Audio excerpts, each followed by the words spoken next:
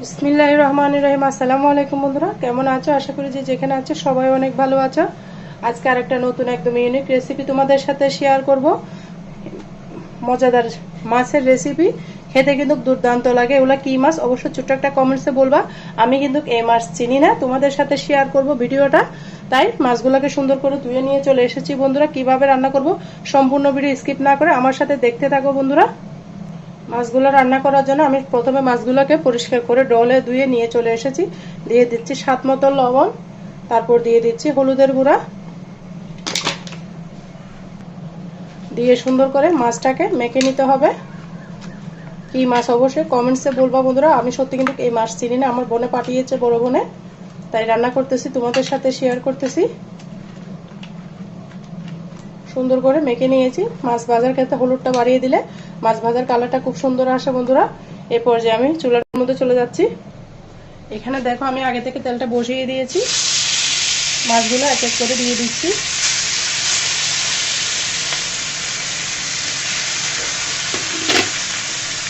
চুলার আগুনটা বাড়িয়ে দিয়েছি, ভেজে দেবো মাছটাকে। মাছটাকে আমি আবার উল্টিয়ে দিচ্ছি বন্ধুরা।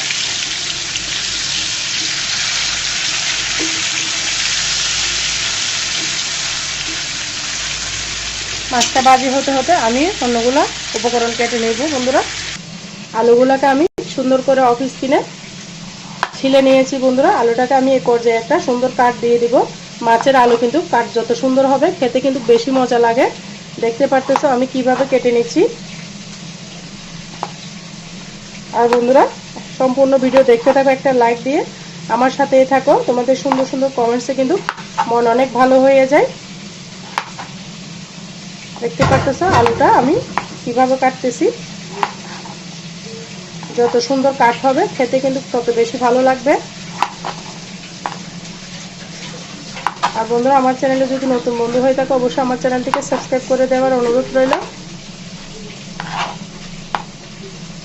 আলু দিয়ে যে কোনো মাছ রান্না করলে কিন্তু সুগন্ধে কিন্তু সব ভাত খাওয়া হয়ে যাবে, এত মজা। এই রোজার মধ্যে কিন্তু অন্য কোনো রেসিপি কিছু ভালো লাগে না, যদি আলু দেওয়া হয় খেতে কিন্তু অসাধারণ লাগে।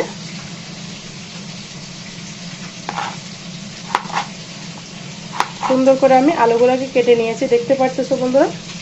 আর কেটে নেব দুটো টমেটো, একদম টসটসে পাকা। কেটে নিচ্ছি। আমার পেঁয়াজ কিন্তু আগে থেকেই কাটা আছে, সেজন্য আর পেঁয়াজটা কাটবো না। এত মজা, একদম সহজ ওয়েতে দেখাবো, যে কেউ রান্না করতে পারবা। হাতের কাছে থাকা মশলা দিয়ে আমি রেসিপিগুলো বানিয়ে নিই, দেখতে থাকো বন্ধুরা। আমার আলুগুলো কাটা হয়ে গেছে। পর্যায়ে আমি মাছটাকে আবার উল্টিয়ে দিচ্ছি। মাছটাকে একটু ডিপ ফ্রাই করে ভেজে নিব। এই মাছ কিন্তু তখন আমার খাওয়া হয় নাই, ফার্স্ট খাবো, তাই সুন্দর করে যত্ন করে রান্না করতেছি।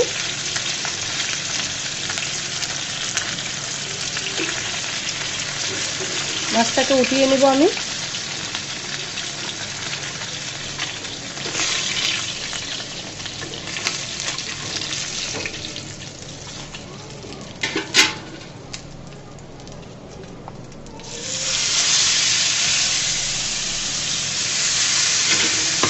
দিয়ে দিলাম, এগুলোকেও সুন্দর করে ভেজে নিব বন্ধুরা। মাছ ভাজিটা আমি ওই চুলার মধ্যে দিয়ে দিচ্ছি, অপর চুলার মধ্যে। এখানে আমি মশলাটাকে কষিয়ে নিব, সেজন্য একটা পাতিল বসিয়ে দিয়েছি।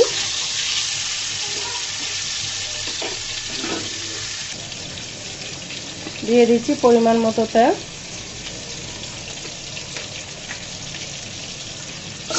দিয়ে দিলাম দুটো রসুন কুচি। আগে রসুন কুচি দিয়েছি যেন সুন্দর একটা ফ্লেভারে আসে। তারপর দিব বেশ কিছু পেঁয়াজ। দিয়ে পেঁয়াজগুলোকে সুন্দর করে ভেজে নেব।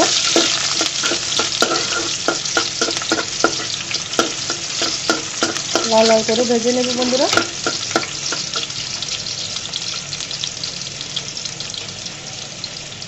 এই পর্যায়ে কিছু টমেটো আমি দিয়ে দিলাম।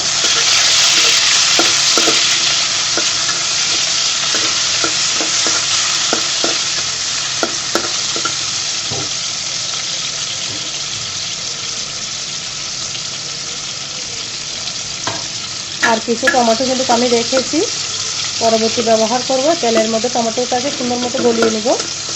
তাহলে বেশি স্বাদ হবে বন্ধুরা।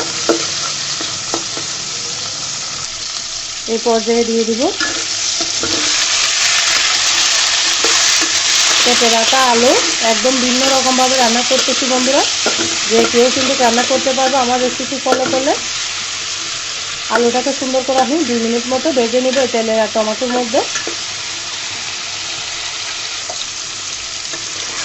দেখো বন্ধুরা, আলুটাকে আমি সুন্দর মতো টমেটো আর পেঁয়াজ ভাজার মধ্যে ভেজে নিচ্ছি, সুন্দর একটা ফ্লেভার আসবে। দেখতেই পাচ্ছো একদম ভিন্ন রকমভাবে রান্না করতেছি। আশা করি তোমাদের কাছে অনেক ভালো লাগবে। এই পর্যায়ে অ্যাড করে দেবো এখানে আমি স্বাদ মতো লবণ। বন্ধুরা, সমস্ত মশলা দিয়ে আমি লাল মরিচের গুঁড়া, হলুদের গুঁড়া, লবণ স্বাদ মতো দিয়ে সুন্দর মতো দিয়ে দিয়েছি পানি। এই পানির মধ্যে আমি আলুটাকে সুন্দর মতো কষিয়ে নিব বন্ধুরা। এই পানির মধ্যে, এই ঝুলের মধ্যে কিন্তু আমি আলুটাকে সিদ্ধ করে নিব। ঢাকনা দিয়ে ঢেকে দিলাম। সিদ্ধ হওয়ার পরে 5 মিনিট পরে ফিরে আসতেছি। দেখো বন্ধুরা, প্রায় 5 মিনিট পর আমি ফিরে এলাম। আলুটা আমার কষানো হয়ে গিয়েছে, প্রায় সিদ্ধও হয়ে গিয়েছে, দেখতে পাচ্ছ। এই পর্যায়ে আমি মাছগুলোকে এক এক করে দিয়ে দিব। ওই দুটো ভাজা হয়ে গিয়েছে, এগুলোও দিয়ে দিচ্ছি।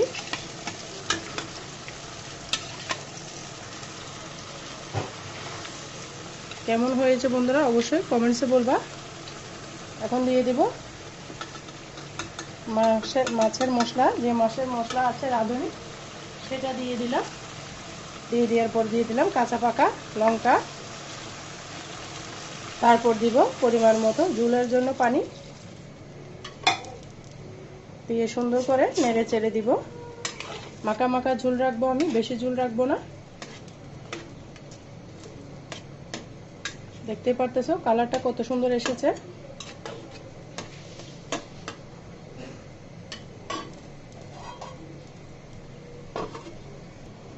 এই পর্যায়ে অ্যাড করে দেব কয়েক টুকরা টমেটো, আস্তে আস্তে থাকবে।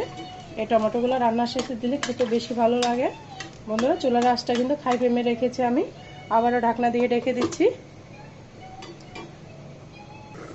দেখো বন্ধুরা, প্রায় 5 মিনিট পর আমি ফিরে এলাম। এরই মাঝে কিন্তু আমার মাছটা রেডি হয়ে গিয়েছে, দেখতে পারতেছো মাখো মাখো ঝোল হয়েছে, একদম পারফেক্টভাবে রেডি হয়েছে। কেমন হয়েছে অবশ্যই ছোট্ট একটা কমেন্টসে বলবা।